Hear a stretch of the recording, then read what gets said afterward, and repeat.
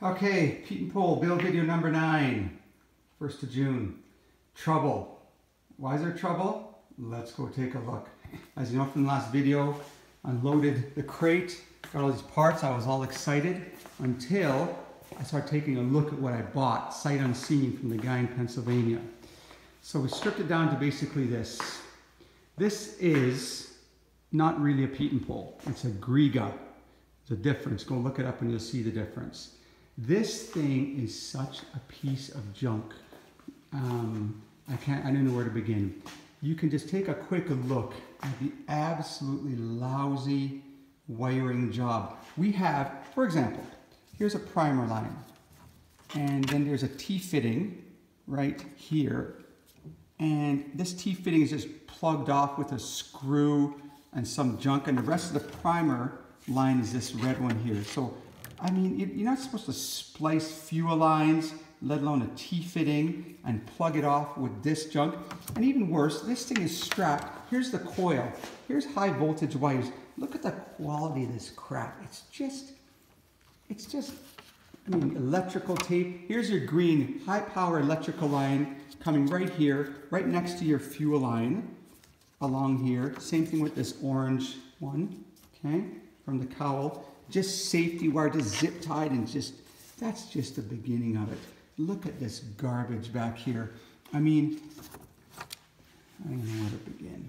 Back down here too. Look at this rat nest. I mean, who in the hell splices wires like this and runs it right next to your fuel line again?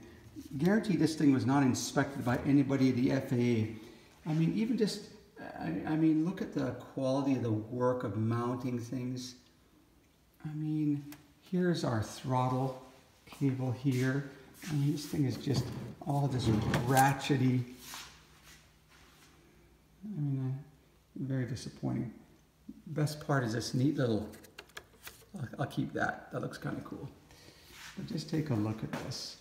And not even if that's the problem. The dimensions of this thing, because it's a Griga, is not the same as this. So I've had to rework. I bought a sandblaster, blasted off all the paint, and mounted the cabanes. And of course, because the dimensions are wrong, all this nice fancy welded piece does not match up anywhere close. So it has to be cut and re-welded and refastened up there. And then bigger problems. The engine firewall. This is smaller than that.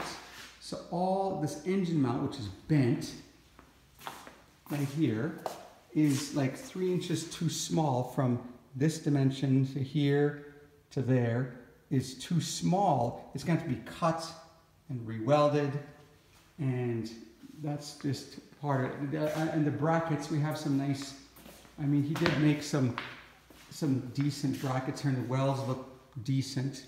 So I've had to work with what I got because I'm right rotted off that I spent what I did for this thing. And the engine, it's got to be a piece of junk too, I'm sure. And it's gone down to Florida for overhaul. So God alone knows what that's going to cost me to get that thing fixed up. I did buy a MIG welder.